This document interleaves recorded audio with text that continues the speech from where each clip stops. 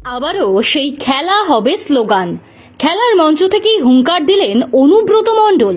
সারা রাজ্য জুড়েই খেলা হবে, এমনটাই বলছেন বীরভূমের কেষ্ট।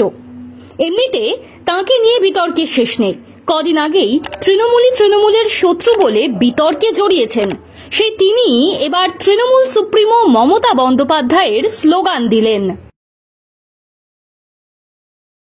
নির্বাচন মানেই কারোর কাছে টিকে থাকার লড়াই, আর কারোর কাছে নতুন করে বা প্রথমবারের ক্ষমতায় আসার অদম্য ইচ্ছে।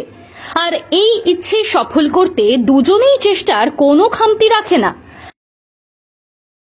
বঙ্গেও রীতিটা একই, কিন্তু এই রীতি বজায় রাখতেই প্রতিবার আলাদা আলাদা নীতি মেনে নির্বাচনী লড়াইয়ে নামে দলগুলো।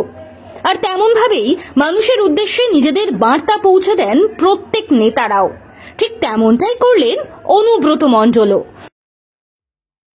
তবে সেই সমস্ত বার্তা একেবারে আলোড়ন ফেলে দেয়। এবারেও তার খুব একটা ব্যতিক্রম যে দেখা যাবে না, অনুব্রত মণ্ডল খানিকটা হলেও স্পষ্ট করে দিলেন। নির্বাচন মানে কেষ্ট আবার ফর্মে। এর আগেও তার চড়াম চড়াম গুড় বাতাসা, নকুল দানার মতো বিভিন্ন বক্তব্য রীতিমতো ভাইরাল হয়ে গিয়েছে। কোনো সময় আবার খোলাখুলি বলেছেন যে পাঁচন আছে, পাঁচন দিলেই মানুষ ভোট দেবে। গরু পাচার কাণ্ডের জেরে জেলে ছিলেন বেশ কিছুটা সময়, ফিরে এসে আবারও স্বমহিমায় অনুব্রত মণ্ডল। অবশ্য বীরভূমে কাজল শেখের সঙ্গে তার মনোমালিন্য কারোর অজানা নয়। অনুব্রত কিন্তু সেই লড়াকু মানসিকতা নিয়েই নেমে পড়েছেন বীরভূমে।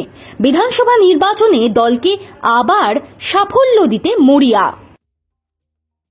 বীরভূম জেলার মাঠপশলা মহকুমায় একটি খেলার মাঠে মঞ্চে দাঁড়িয়ে হুঙ্কার অনুব্রত মণ্ডলের, আপনারাও খেলবেন, আমরাও খেলব।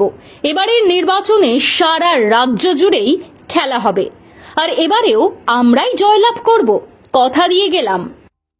একদিকে বলছেন রাজ্য জুড়ে খেলা হবে, অন্যদিকে আসন্ন ভোটে জেতা নিয়েও খুবই আত্মবিশ্বাসী তিনি।